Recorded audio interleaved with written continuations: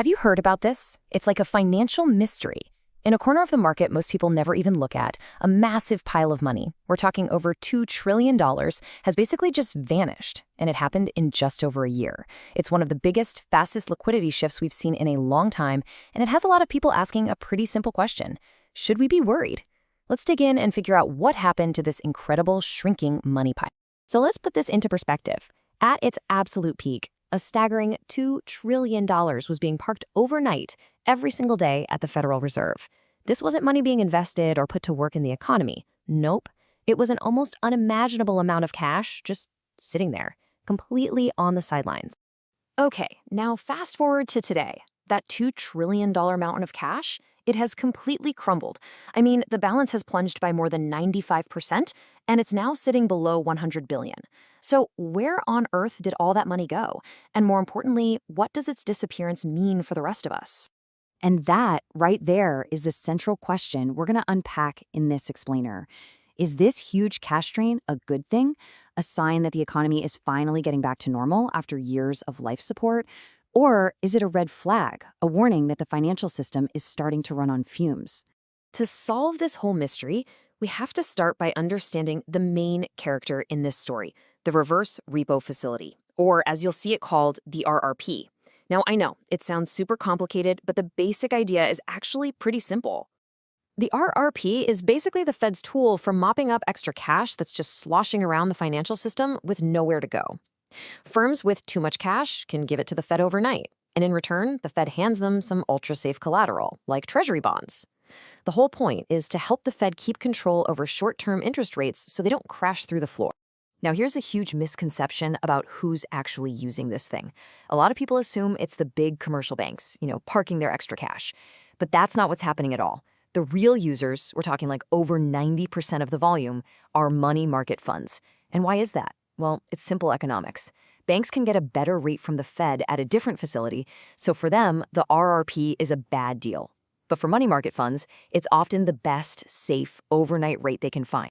And this right here perfectly explains what the RRP really is. A professional in the repo market posted this fantastic analogy on Reddit. Think of the RRP as that little overflow drain at the top of your sink. You honestly never even notice it's there until the water level, which in this case is all the cash from pandemic stimulus, gets way too high.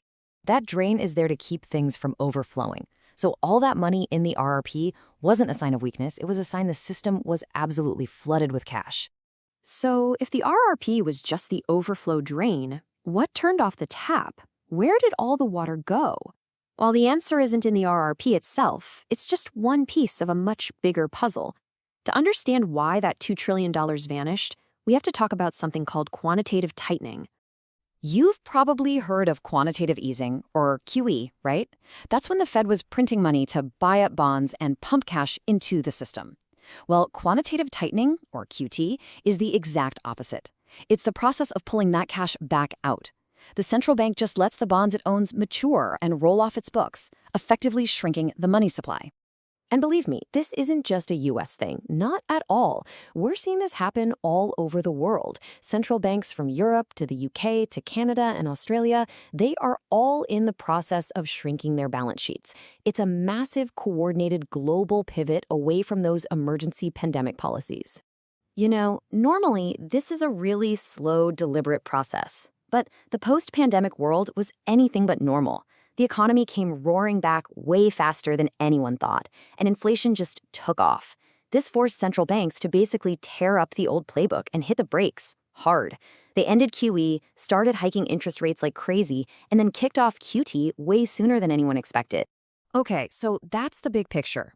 We've had this massive, super fast policy reversal. The key question is, what has the actual effect been on the markets? Was QT the market-crashing tidal wave that some people were afraid of, or was it something a lot milder? Well, thanks to a really deep dive from the National Bureau of Economic Research, we have some solid data on this. And what it shows is that QT announcements, they really do matter. They have a real statistically significant effect. They push government bond yields higher, which means it gets more expensive for governments to borrow. But here is the crucial bit of context. The researchers summed it up perfectly. Years ago, when the Fed first talked about this, the hope was that QT would be as exciting as watching paint dry. The reality, it's been a little more interesting than that, but its effects have been way, way smaller than the huge market-boosting impacts that QE had. So it's not a tidal wave, but it's not nothing either. And that kind of muted effect really holds true when you look across different markets. The stock market, it's pretty much shrugged it off. Corporate bonds felt a little bit of pressure, which makes sense when money gets tighter. But the big takeaway from all the data is clear. While QT is happening, its market impact has been a ripple compared to the QE tidal wave. The system, so far, has handled it pretty well.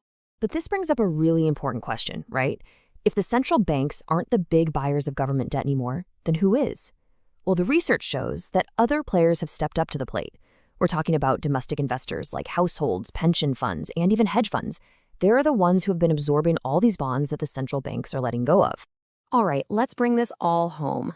We've looked at what the RRP is, we've connected it to the bigger story of QT, and we've seen how the markets have reacted.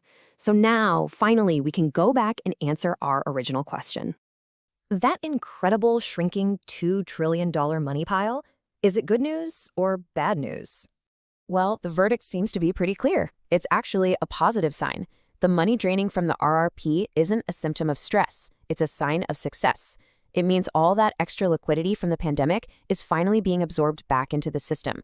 The market is getting back on its own 2 feet, and it doesn't need that emergency overflow drain anymore. It's a return to normal. But, and this is a really important but, the story isn't over yet. The very same researchers who documented how smooth this has all been so far, they leave us with a pretty powerful warning. They say the process of removing liquidity is smooth until all of a sudden it isn't. The real challenge for the Fed is figuring out where that tipping point is. It's just like watching a pot of water heat up. It looks totally calm, and then all at once it starts to boil. Finding that moment before it boils over is the big challenge from here. This is not financial advice.